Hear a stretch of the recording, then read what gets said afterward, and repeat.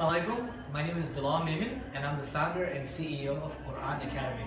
We're building the world's first smart Quran memorization app. Within the Quran memorization journey, many people face a lot of difficult challenges. Number one, people view Quran memorization as a very scary task, a very daunting task.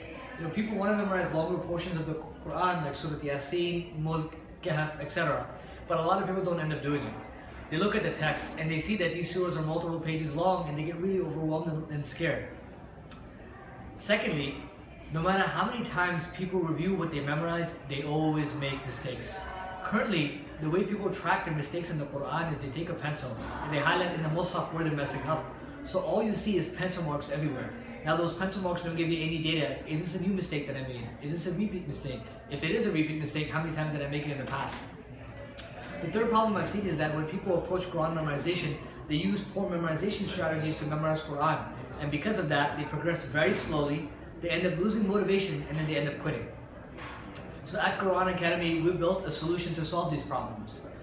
Number one, we incorporate techniques in our app to help you memorize the Quran more effectively. Number two, we give you smarter data to reinforce your weaker memorization areas.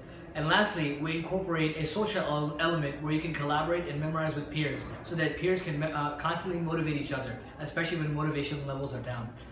Alhamdulillah, I started this initiative last year. We've achieved significant milestones. Initially when I started, we raised a little bit of money from a crowdfunding campaign. And then shortly after, I was actually in South America. I received a very modest grant from the government of Chile. And alhamdulillah, now I'm actually in Malaysia right now, and I'm part of a program called Magic, which is a startup accelerator that helps you grow and scale your product. As of now, we have several thousands of people around the world memorizing Quran in our app. On average, people are using our app between 45 to 50 minutes a day. So we still have a lot more strides to accomplish, and throughout this entire journey, there's been a lot of lessons learned.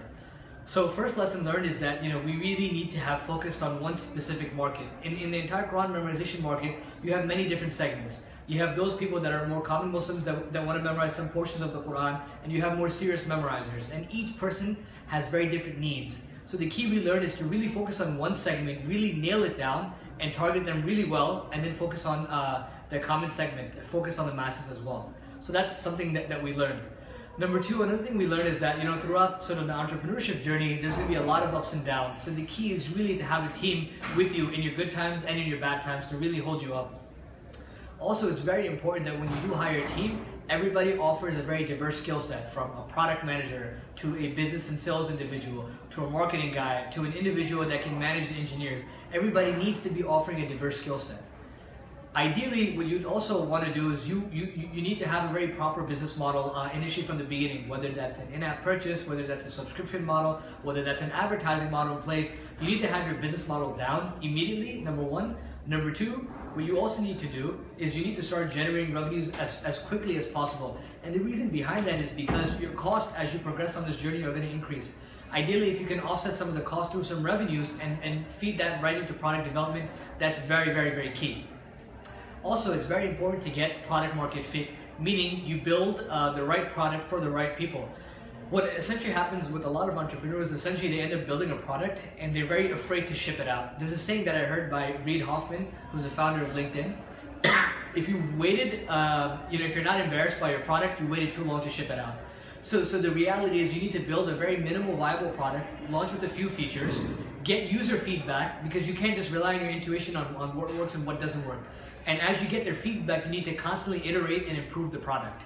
I would say those are some of the lessons we've learned. Number one is to stay really focused on a target segment. Number two, have a business model in place.